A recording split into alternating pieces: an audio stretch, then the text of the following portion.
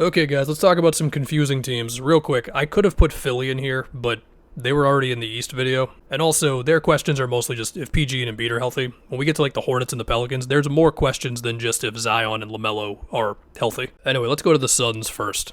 They have this new coach in Jordan Ott, where according to Damari Carroll at least, who went with him from Cleveland to Phoenix now as an assistant, he credits Jordan Ott with really being the reason why the Cavs offense just was better this past season. Playing with a higher pace, getting into sets more, just more moments of their offense not dying until they ran into the buzzsaw known as the Pacers. What I'm wondering is just, can Jordan Ott have the ball zipping around on this team? When I look at it, right, Royce O'Neal, Grayson Allen, both of those guys are good flow of the game passers. Oso Ighodaro is a good short roll and top of the key and DHO passing big man. Mark Williams, again, for as long as he's healthy, I don't know if we're going to see a full healthy season from him. Like, yeah, he definitely has downhill gravity to draw defenders in, and we know Book is a good enough passer to make the kickouts and hit Mark Williams on the roll and all that. And Book has ended up the de facto point guard of this team enough times now over the years to where I think the decision-making and all that will be good. It's just, is it truly the best version of Book to have him be more of the point guard as opposed to more of the prototypical two guard who still handles the ball a lot but can focus a little bit more on like operating off the catch, things like that? Like, no, in an ideal world, you have more of a typical point guard next to him, but this is the situation they've got, right? And with respect to Gillespie and Jared Butler, I don't think those guys are good enough to fix this. And so we'll just see. I'm fearful that Book is just going to have to do an incredible amount for this team to have a chance of a good offense. Even if, yeah, like Grayson, Royce, Brooks, they'll make threes. They'll keep the engine moving. Again, Mark Williams will finish at the rim. On the roll, he'll go for offensive rebounds. That's another philosophy that Jordan Ott has talked about, offensive rebounding. I do think Mark Williams can really fill up the stat sheet if he's healthy. But then we go to Jalen Green, where, yeah, he just has to be an efficient player. And yeah, no duh. But with the Rockets, I feel like just because of how great they were defensively and with the emergence of Amen, they were willing to deal with the Jalen Green roller coaster a little more. You know, sometimes he's scorched earth, making every jumper off the dribble. Other times, the dude's not making those shots and he doesn't have, like, great playmaking to fall back on, right? I just think with the Suns, a bad Jalen Green night is going to be more difficult for them to overcome than what the Rockets could do. So it's either he gets way better at jumpers off the dribble, because he takes a lot of them, or he starts getting way more of his attempts at the basket. But he's not a very big guy. That's going to be tough. And also, I know there were conflicting reports where like one day it was Book will be the point guard, and then the next day a report came out that said Jalen Green will be the primary ball handler. I'm assuming it'll be Book. And then as far as the defense, I mean, they can put certain lineups out there between like Brooks, Ryan Dunn, Royce O'Neal. You could put a number of good perimeter defenders out there. But it feels like so much of this is just going to be dependent on if Malawach can be good right away, and if Mark Williams can be a real plus defender like that. I mean, early on in his career, there were some very encouraging on-off splits with him defensively. He's very big, and he can pull off some nice-looking blocks. Whenever he's got to cover ground, whenever he's got to time a contest just right, those are more so the questions. I mean, his defensive field goal percentage at the rim is 65%, which is way worse than all the top guys, who are around like 50%. Even somebody like Jakob Poeltl's at 59%. But hey, Dylan Brooks will be really annoying on opposing star players, and that is a nice guy to have. As far as the big picture, I got no clue, bro. All their future picks for a while are either just gone or they're in many, many protections. But Book just agreed to this extension, and as long as Book is here, they're going to try to win games. I don't know how well it's going to go, but they're going to try to win some games. Let's go to the Pelicans. Yeah, nobody knows what to expect from Zion. How many games will he play? How athletic will he look? Could he look good for a week and then some hamstring injury just zaps all excitement you can have as a Pelicans fan? Will the Pelicans ever be able to really lean into point Zion, which is what I think they would love to do deep down? I don't know, man. Played 30 games last year. And I just wonder, even if we do get a healthy Zion, and while he does still have these stretches of just crazy efficiency and he's just a brute force going to the rim, can he truly get back onto the trajectory that he had after his second season? In true Pelicans fashion, even if you move beyond Zion, there's still way too many questions here. DeJounte, he's got the Achilles injury. He will be back at some point in the season. I don't even know if you should really expect DeJounte at his best until maybe 2 seasons from now. Then we got Jordan Poole. So Jordan Poole just had his best season, 59 true shooting. I think the Wizards put him in a lot of good sets to where he can catch the ball on the move, or he's sprinting off of multiple screens and then he's got daylight to work with. Yeah, he's going to take some tough shots. You're not going to love all of them as a Pelicans fan. but the guy just had nearly a 60 true shooting, and I mean, he's been more efficient than you might think if you're just a Jordan Poole hater. Like, actually go down season per season. Don't look at the playoffs, though. Sure, again, some of the shots you don't love.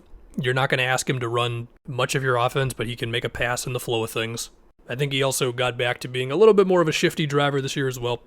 While you got Herb, who's just going to have to, once again, perform some wizardry to have this team be a top 10 defense like they were 2 years in a row before the season from hell last year. Now listen, Herb is fantastic defensively. If there's a perimeter player who can just like really elevate a whole team on defense, he's one of them.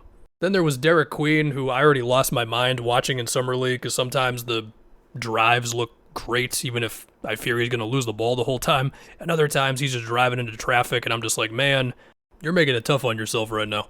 But Trey Murphy's good. We like his deep threes. We like his drives off the catch. We like that he was cooking a little bit more as a driver this past season. Jeremiah Fears, I don't know. Rookie point guards, you just never truly know until you see it. Don't know where Misi's going to get to on defense, but as far as getting rebounds and rolling to the rim, he's got that stuff. And oh yeah, by the way, in case you forgot, they traded their draft pick next year. Just here you go, Hawks. We really want Derek Queen. Derek Queen could be good. It's not his fault for whatever happens with this draft pick, but like, damn, they really did that. So we'll see. Shout out to Sadiq Bey and Kevon Looney. They're here too. Now we go to the Hornets. The obvious is LaMelo's health. Are LaMelo's ankles just cooked? Or can he still do all the stuff that Steph did many years ago now to save his ankles? I don't know. That's the biggest question with the Hornets. Sure, there are other convos to have about LaMelo between, okay, they need him to do everything on offense, but also sometimes the deep threes are just a little too much, okay? Sometimes the deep floaters as well. Besides that, I mean, he's a great passer. We all know the passes that LaMelo can make, especially at his height, not many guys can. I do also think he sometimes chooses to go with the theatric fun pass, which is still very impressive, but perhaps that a little bit more than the Chris Paul boring but efficient pass. But whatever, he's still the engine of the team. Their only chance of having an offense is with him on the court. He's just got to chill on some of the tough shots. Brandon Miller's season was also cut short. A whole lot of threes last year for Brandon Miller. I will say with his quick release and with the way they put him in some off-ball sets, like coming around screens off the ball, that all looks good. And he's definitely talented enough to drive off the catch off of some of those as well. It's just when you look at his drives, when you look at some of his pick and roll opportunities, sometimes he can be really shifty and get to his spot. And other times he's just simply not forceful enough, not big enough to get guys to move out of the way. I mean, his listed weight from everything I've seen is still the same as when he first showed up. But there was a thing about him having a goal to put on about 10 or so pounds in an offseason, which, I mean, for NBA players is a bit more possible than a regular person to have it be like good weight in that time. But yeah, I mean, a lot of people bring up the Paul George comparison to Miller, including himself, when he said PG was his favorite guy or whatever. One thing with PG, if we go through prime Paul George, he was getting like 5 to 7 free throw attempts a game. It's going to be a good amount of progress Miller has to make to get to that point. But he's talented, no doubt. Besides that, I mean, it's Diabate and a second rounder and Kalkbrenner for your center situation, unless you believe in Mason Plumlee like that. Sexton will make threes and drive like a maniac. Knipple will make threes. Josh Green and Grant Williams will play defense. There's your team. But of course, LaMelo's got to be healthy. Next up, another team that's been in Kuminga rumors. Do with that whatever you will. The Kings. This is more so a big picture confusion for me, because I think we pretty much know what the team is. DeRozan and Levine will make shots. Sabonis will run DHOs, although his assist numbers were a little down this past season. Still like 6 a game. Very high for a big guy nonetheless. And we'll do the Keon Ellis lineup numbers. They're better defensively when he's in the game, all that stuff. They were better under Doug Christie than Mike Brown at least this past season. Anyway, I'm just wondering between Neek Clifford, Keegan Murray, Devin Carter, potential trades maybe where they don't have to actually give up assets.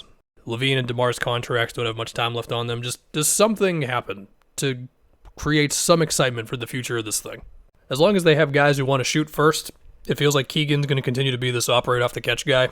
Will his 3-ball get back to his rookie season? I don't know. Neek Clifford, didn't talk about him in the Summer League video. That's my bad. But yeah, all the scouts say he's just like a good all-around wing, a good size. And once he had the 3-point jump, he became a better prospect. Now, he's an older rookie, but if he's good, then he's good.